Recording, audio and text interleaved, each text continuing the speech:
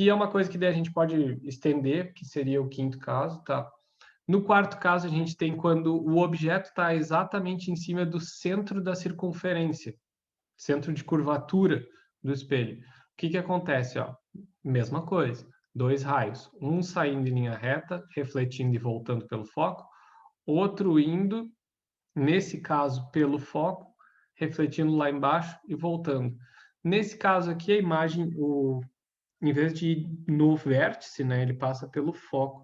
Mas a gente poderia formar sempre pode tentar fazer com que uma das linhas de luz saia e passe pelo foco. Nesse caso aqui ela sai, se ela batesse no vértice ia dar no mesmo também, não ia fazer diferença. A gente tem aqui a imagem, a faixa, o facho de luz saindo, passando pelo foco e refletindo. Por que a gente não faz aqui, nesse caso, para exemplificar, a imagem saindo e indo no vértice? Porque ela ia ser refletida quase que perpendicularmente e ia voltar em cima aqui, daí tu não ia ter no desenho a formação da imagem. Na vida real é assim que acontece, tá? A gente vai ter aqui a linha saindo, batendo no espelho, voltando pelo foco, uma linha passando pelo foco, porque ele está muito longe, né? Então ele acaba muito longe, entre aspas, está muito longe pro tipo de espelho. Está longe do espelho e acaba batendo no foco aqui e retornando. Aí a gente tem aqui a formação da imagem, uma imagem real, porque ela está no mesmo plano do objeto e do mesmo tamanho que o objeto, quando o objeto está em cima do centro de curvatura, invertida, porque ela vai ficar de cabeça para baixo, e do mesmo tamanho, como eu já havia dito. Então, uma coisa que a gente pode notar, do caso 3 para o caso 4, conforme tu vai te afastando do espelho côncavo, a tua imagem vai diminuindo, porque aqui no caso 3 a imagem é maior que o objeto. E daí a gente afastou ele, botou ele no centro de curvatura, a imagem diminuiu. Então, conforme o caso 5 seria o que acontece com a imagem gerada quando o objeto está depois do centro de curvatura. Ela vai continuar invertida, real, que ela vai continuar também no plano real, só que ela vai diminuindo de tamanho, conforme tu vai afastando do espelho.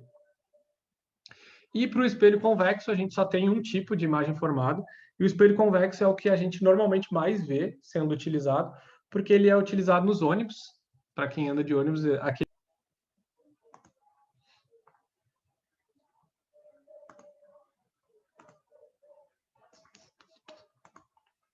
Vou botar de novo aqui, né? Já que deu pau.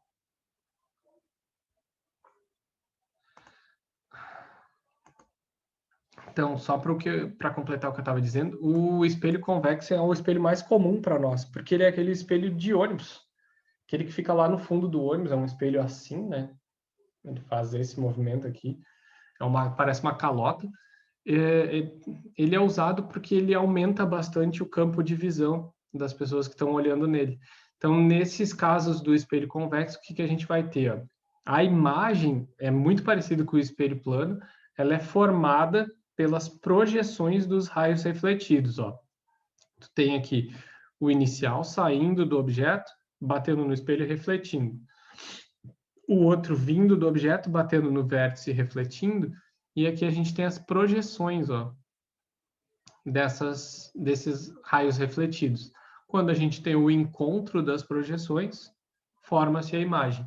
Nesse caso, a imagem dos espelhos convexos, elas sempre vão ser menores, e elas vão ser sempre diretas, que elas estão para cima também, no mesmo sentido, e elas vão ser sempre virtuais, sempre dentro do espelho, então, porque elas são formadas a partir da projeção dos raios refletidos. Então, a gente tem 3 vezes isso. Ó. No espelho plano, a gente tem a imagem formada pelas projeções dos raios refletidos. O primeiro caso do espelho côncavo, a imagem é formada pelas projeções dos raios refletidos. No espelho plano, a imagem tem o mesmo tamanho. No espelho côncavo, a imagem vai ser bem maior. No espelho convexo, a imagem é menor. Então, sempre vai ser menor. Ela vai ser sempre. Não tem outros casos para o espelho convexo, só tem um caso, que é imagem direta, virtual, porque ela está dentro do espelho, e menor, porque ela é menor do que o objeto que tu está tentando observar, tu está olhando no espelho. Para isso, para saber a parte matemática do processo, saber onde está localizado o foco do espelho, qual o tamanho do raio de curvatura do espelho. Para saber essas informações, a gente tem uma equação aqui que define, e ela é definida a partir de trigonometria, tá? Porque a gente pode ver que são vários triângulos sendo formados nessa imagem, definida a partir de trigonometria. Então, o F define a posição do foco do espelho, onde vai estar esse foco. O P, sem o acentinho, define onde está o objeto, a posição do objeto, a distância que o objeto está do espelho. E o P' define a distância que a imagem está do espelho. Então, essas coisas aqui a gente tem como observar. Que a imagem, às vezes, se forma um pouquinho mais para frente, ou um pouquinho mais para trás, que nem a gente viu ali no caso dos espelhos côncavos. No caso do espelho convexo, é um pouquinho mais complicado saber a posição da imagem. Normalmente, a gente sabe a posição do foco, que está dentro do espelho também. A gente pode ver aqui, isso aqui é o foco. Então, a gente tem aqui a equação conjugada. Eu vou mostrar um exemplo com essa equação, como é que faz para usar ela e retirar as informações que importam para nós. E outra coisa que a gente pode também calcular é o aumento da imagem em relação ao objeto. Quanto a imagem aumentou ou diminuiu. Esse aumento linear, quer dizer, aumento em uma dimensão para cima ou para baixo, esse aumento ele está diretamente ligado às posições do objeto e à altura do objeto.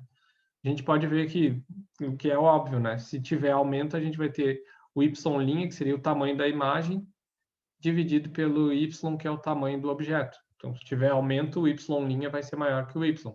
Outra forma de calcular isso seria a partir das posições, que isso é mais comum a gente saber.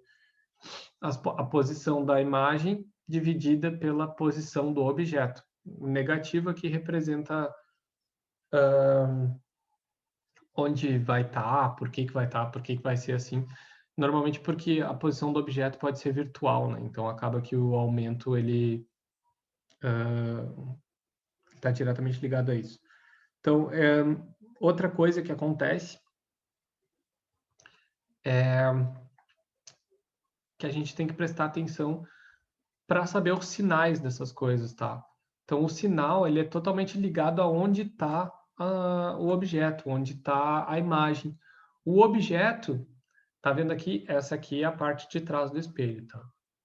Essa aqui é a parte de trás. Porque aqui estão as linhazinhas que definem a parte de trás do espelho. Então, tudo que tiver na frente do espelho, no mundo real, é positivo. Tudo que tiver para cima do eixo aqui, do eixo central, é positivo.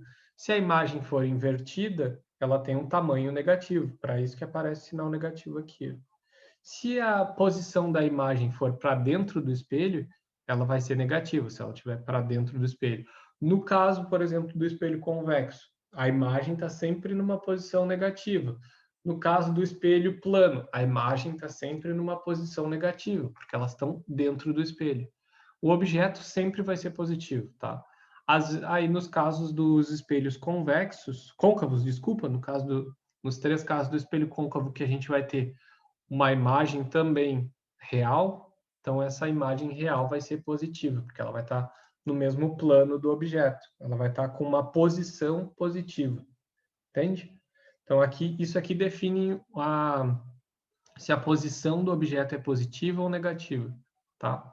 Então vamos tentar fazer um exemplinho aqui para ver se fica legal, se fica mais fácil de entender.